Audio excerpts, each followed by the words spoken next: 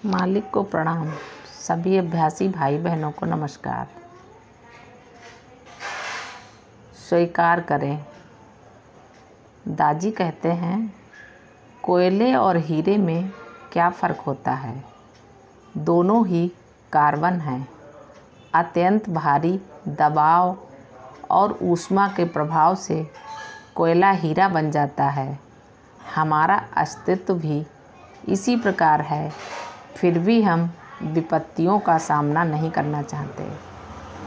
हालांकि हम जानते हैं कि अंतिम परिणाम हमेशा अच्छा ही होता है।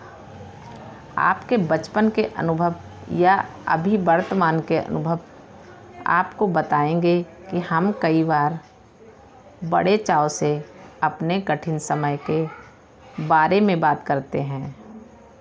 मैं हवाई अड्डे तक पूरे रास्ते पैदल गया।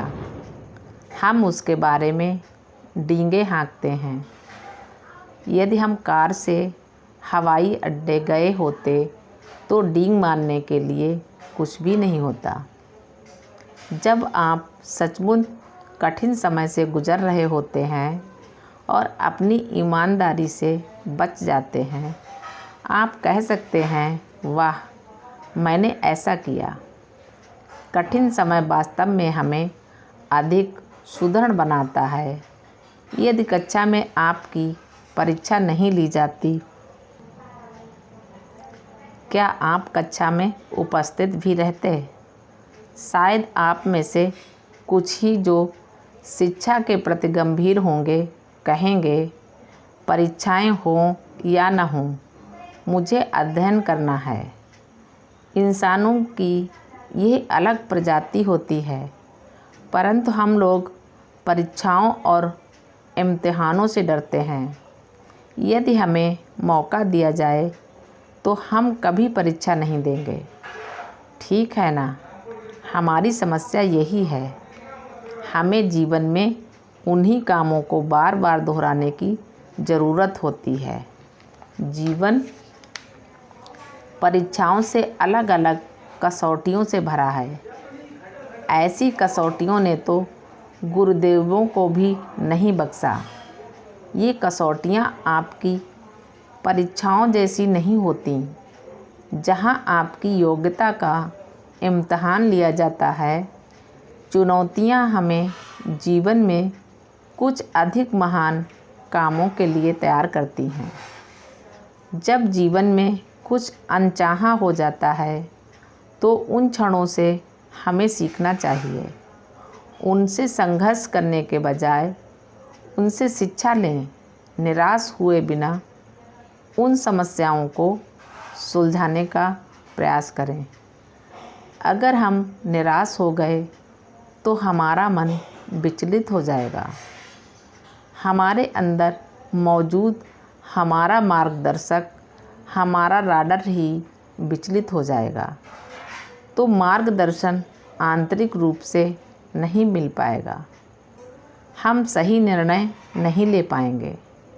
इसीलिए जब चुनौतियां आती हैं, हमें भली भांति अधिक चौकन्ना होना होगा। संघर्ष करने के बजाय उन्हें आमंत्रित करें।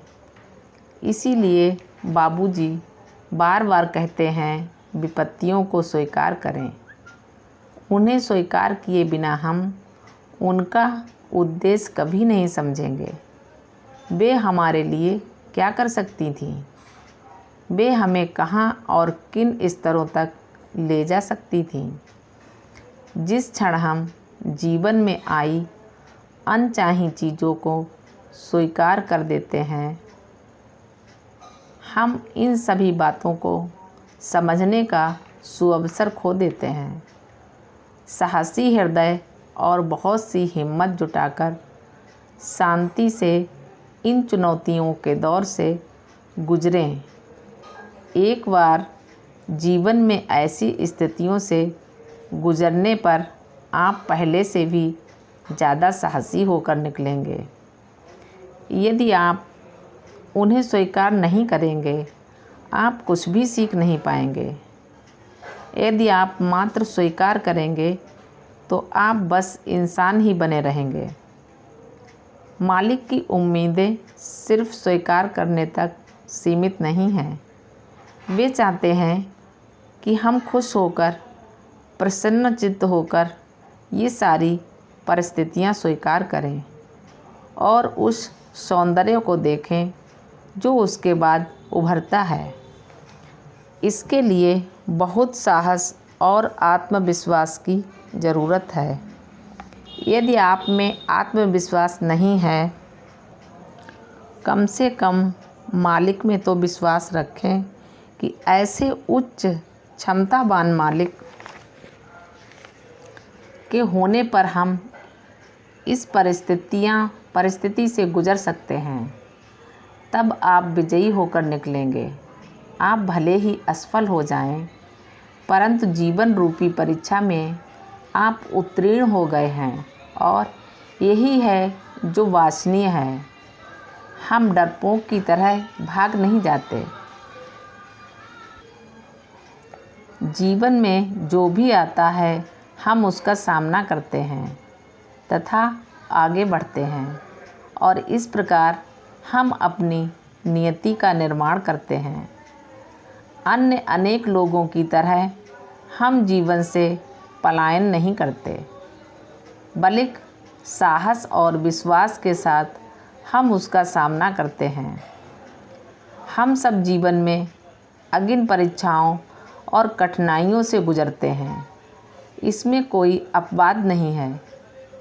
एक दिव्य पुरुष यानी मालिक और सामान्य इंसान में केवल इतना ही फर्क होता है कि मालिक अगिन परीक्षाओं तथा कठिनाइयों को मुस्कुराकर स्वीकार करते हैं, जबकि हम ऐसा नहीं करते।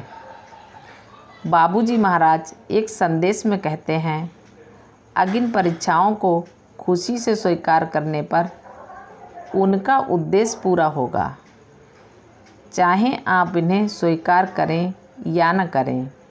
अगिन परीक्षाओं से तो आपको निकलना ही पड़ेगा, परंतु तब वे अपना उद्देश्य पूरा नहीं करेंगी। आप केवल दुख भोगते रहेंगे और इस प्रक्रिया से अच्छा परिणाम प्राप्त नहीं होगा। इन अगिन परीक्षाओं को साहस स्वीकार कर लेने पर वे हमें अत्यधिक लाभ प्रदान करेंगी। इसलिए हमें इन्हें स्वीकार करना है। अपनी इस बात को और स्पष्ट करने के लिए मैं आपको कुछ उदाहरण दे सकता हूँ। इस बारे में अक्सर मैंने सभाओं में जिक्र किया है। एक बार दुबई में दिवाली के दिन का सत्संग बहुत ही अद्भुत था, जो लगभग 1 घंटा 10 मिनट तक चला। मैं मालिक को अपना अनुभव बताने के लिए ध्यान कक्ष के बाहर प्रतीक्षा कर रहा था। आप समझ सकते हैं, मालिक से यह बताने के लिए कि आप कहेंगे, मालिक मैं आपको अपना अनुभव बताना चाहता हूँ, और वे ध्यान कक्ष से धीरे धीरे डिज्नी ट्यून में गुनगुनाते हुए बाहर आए। मुझे सिर दर्द हो रहा है, मुझे सिर दर्द हो रहा है, मुझे सिर दर्द हो रहा है। मैंने सोचा ये कैसा पागलपन है, वे अपने सिर दर्द के बारे में गाना गा रहे हैं। स्वाभाविक ही मैंने पूछ लिया, मालिक यदि सिर दर्द है तो इसे गाते हुए क्यों सुना रहे हैं?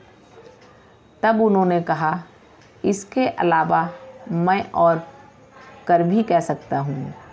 और फिर हम बातों में ऐसे उलझ गए कि मैं जो अनुभव बताना चाहता था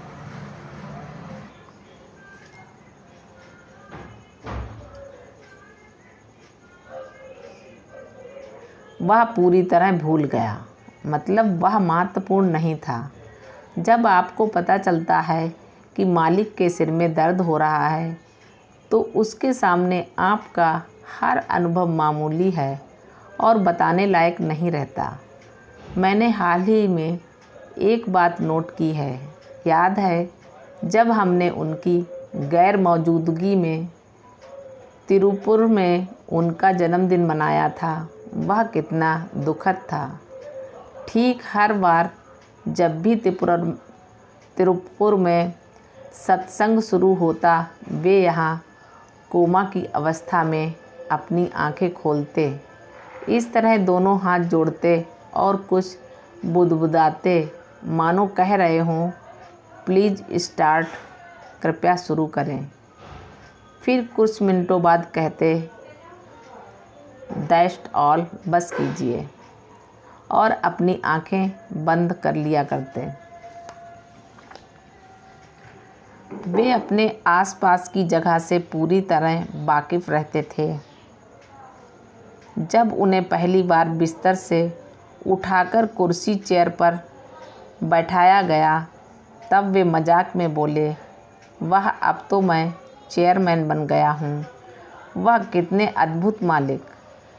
उन्होंने तकलीफ़ों पर भी महारत हासिल कर ली थी।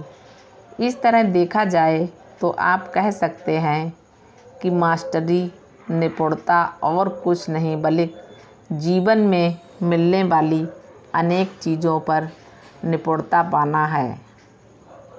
दुख दर्द पर निपुणता, आनंद पर निपुणता, हर परिस्थिति पर निपुणता, अर्थात हर स्थिति सामान्य तरीके से, संतुलित तरीके से आपके नियंत्रण में है, आपके काबू में है। अतः हर परिस्थिति को स्वीकार करें।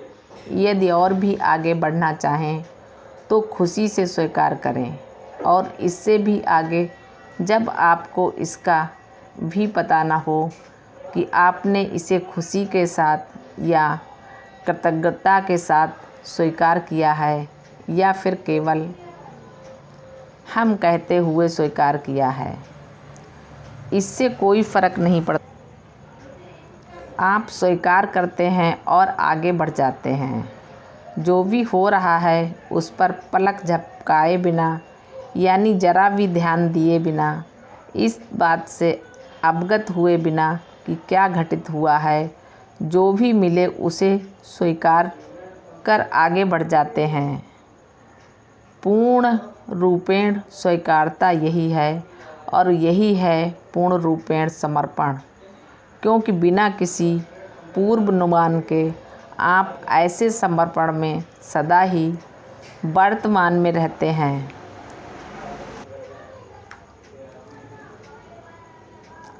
आप इससे कुछ बेहतर हो जाने की प्रतीक्षा नहीं करते, आपने इसे स्वीकार कर लिया है। वह व्यक्ति जो सदा बेहतर क्षणों की प्रतीक्षा करता रहता है, वह कभी खुश नहीं रह सकता। आप इसे स्वीकार करें और संसार के साथ, खुद के साथ शांति स्थापित कर लें, और वही आपके जीवन का अंत है। आपने अपने जीवन पर महारत हासिल कर ली है। आप जीवन में किसी भी परिस्थिति में आहत हुए बिना भरोसे और शालीनता से आगे बढ़ सकते हैं। आहत हुए बिना अभिप्राय है कि आप खुद अपने पर या दूसरों पर गहरे प्रभाव बनाए बिना आगे बढ़ सकते हैं। आप खुद में संस्कार नहीं बना रहे हैं, साथ ही दूसरे में भी नहीं। आपका अस्तित्व अब अधिक तरंगे पैदा नहीं किया करता, और यदि पैदा करता भी है तो वह केवल पवित्रता और प्रेम की तरंगें प्रवाहित करता है, क्योंकि दूसरों पर अपने प्रभावों की छापें बनाना भी एक समस्या है। मालिक को प्रणाम। सभी अभ्यासी भाई बहनों को नमस्कार, धन्यवाद। हमारा वीडियो आप सभी को पसंद आए तो शेयर करें, लाइक करें, सब्सक्राइब करें।